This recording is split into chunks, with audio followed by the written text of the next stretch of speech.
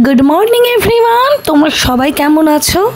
আশা করব তোমরা সবাই খুব ভালো আছো সুকন্যা লাইফস্টাইলে তোমাদের সবাইকে ওয়েলকাম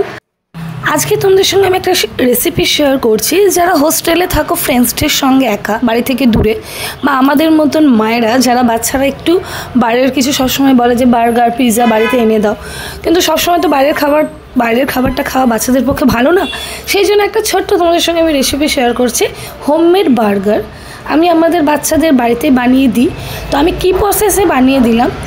আমি এখানে চিকেন বা মাটন কিছু অ্যাড করছি না আমি স্টাফিং বেসটা ভেজ দিয়ে বানাচ্ছি তো আমি কিভাবে বানাচ্ছি সেই প্রসেসটাই তোমাদের সঙ্গে আমি ভিডিওতে শেয়ার করতে চলেছি তো তোমরা কোনো স্কিপ না করে দেখতে থাকো আশা করব তোমরা যারা বাইরে থাকো বা আমাদের মধ্যে মামিদের একটু হলেও হেল্প করতে পারবে আমি দুটো আলুকে সিদ্ধ করে নিয়েছি তার মধ্যে দিয়ে দিয়েছি ধনেপাতা কুচি দিয়ে চাট মশলা আর আমি একটা হোমমেড মশলা বানাই সেই মশলাটা অ্যাড করেছি অল্প একটু লঙ্কার গুঁড়ো অ্যাড করে আলুটাকে সুন্দর করে মসৃণ করে মেখে নিয়েছি আর চেষ্টা করবে গরম থাকা অবস্থাতেই মাখার জন্য তাহলে একটু বেসটা সফট হবে করে নেওয়ার পর ভালো করে লবণ সব কিছু দিয়ে মেখে নিয়েছি নিয়ে ঠিক গোল গোল করে এরকম বেস করে নিয়েছি আর নিয়ে হাতের সাহায্যে একটু চেপটা করে নিয়েছি আর আমি ব্রেড ক্রাম্বটাও বাড়িতেই রেডি করেছি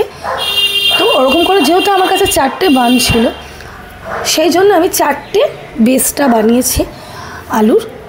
ভালো করে হাতের সাহায্যে করে নিয়ে ব্রেড ক্রাম্বে সেগুলোকে ভালো করে কোটেড করে নিয়েছি তারপরে ডিমে কোটেড করেছি আবার ব্রেড ক্রাম্বে কোটেড করেছি এরকম দুটো লেয়ার দিয়েছি দিয়ে তেলে ফ্রাই করেছি গোল্ডেন ব্রাউন কালারে দুটো সাইডই হয়ে যাওয়ার পর আমি কড়া থেকে তেল ছড়িয়ে নামিয়ে নিয়েছি আর এই সেম প্রসেসে আমি বাকি 3টে ডো ভালো করে ফ্রাই করে নিয়েছি নিয়ে তেল থেকে নামিয়ে দিয়েছি তোমরা দেখিয়েছো আমি মরিসের ব্রেড ইউজ করছি এখানে তোমরা যে কোনো দোকানেই পেয়ে যাবে মরিসের বার্গার ব্রেড বললেই দিয়ে দেবে এটা খুব ভালো হয় মরিসের সেই জন্য আমি এটা ইউজ করছি এইবার আসছে বানটাকে রেডি করার জন্য আমি প্রথমে সব 4টে বানকেই মিডিলে দেখবে ওখানে রাউন্ড মতন শেপই থাকে ওখানে বরাবর কেটে নিলে দুটো স্লাইসে ভাগ হয়ে যাবে এরপর আমি চাটুর মধ্যে বাটার দিয়েছি বেশ অনেকটা পরিমাণে বাচ্চারা একটু বাটার দিলে কি বড়রাও বলো বাটার দিয়ে কোনো জিনিস খেতে খুব ভালোই লাগে তো বাটারের কোটাটা একটু বেশি দিয়েছি এবার দেওয়ার পর বাটারটা যখন গলে যাবে তার ওপরে আমি বানগুলোকে দিয়ে ভালো করে নিচের দিকটা মানে হোয়াইট দিকটা আর ওপরের দিকটা দুটো সাইডই ভালো করে ভেজে নিয়েছি বাটারে এরপর বার্গারগুলোকে আমি ভালো করে মিউনিস মাখিয়ে নিচ্ছি এখানে আমি যে মিউনিসটা অ্যাড করছি সেটা এগলেস তোমরা অন্য মিউনিস অ্যাড করতে পারো কোনো প্রবলেম নেই বাট আমি এখানে এগলেস ইউজ করছি আমি দুটো সাইডের বানেই ভালো করে মিউনিসটাকে মাখিয়ে নেব সুন্দর করে মিউনিসটা মাখিয়ে নেওয়ার পর ওর মধ্যে আমি যেটা স্টাফিংটা রেখেছিলাম সেই স্টাফিংটা অ্যাড করব স্টাফিংটা অ্যাড করার পর ওর মধ্যে আমি চিজ গ্রেট করে দেবো এখানে আমি ছোটো ছোটো চিজগুলো কিনে এনেছি এই চিজগুলো খুব ভালো হয় সেই কারণে এটা আমার ওপিনিয়ন তোমরা যেগুলো স্লাইস পাওয়াও যায় একটা সেটাও কিনতে পারো পাতা পাতা বাট আমার এই চিজটা খুব ভালো লাগে সেই কারণে আমি এটা কিনেছি আমুলের তো এই চিজটা গ্রাইন্ড করে দিয়ে দিলাম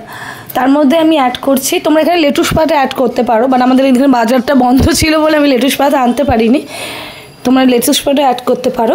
এরপর শসা টমেটো কুচি আর অনিয়ন স্লাইস করে কেটে এর মধ্যে আমি অ্যাড করে ওপরের যে বানটা দিয়ে ক্লোজ করে দেবো দিয়ে আমি এবার এই জিনিসটাকে মাইক্রো ওভেনে যেহেতু চিজটা মেল্ট নয় সেই কারণে চিজটা মেল্ট হওয়ার জন্য আমি মাইক্রো ওভেনে 1 to 2 মিনিটসের জন্য ফ্লিপ করতে দেবো তারপরেই রেডি হয়ে যাবে আমাদের টেস্টি বার্গার হোমমেড বার্গার শরীরের পক্ষেও ভালো কারণ বাচ্চাদের জেদ মেজানোর পক্ষেও খুব ভালো কেমন লাগলো এটা জানিও আর তোমরা অবশ্যই মাস্ট বাড়িতে ট্রাই করো আর আমাকে কিন্তু জানাতে ভুলো না যে কেমন লাগলো তোমাদের দেখা হবে নতুন অন্য ভিডিও নিয়ে ততক্ষণের জন্য সবাই ভালো থাকো সুস্থ থাকো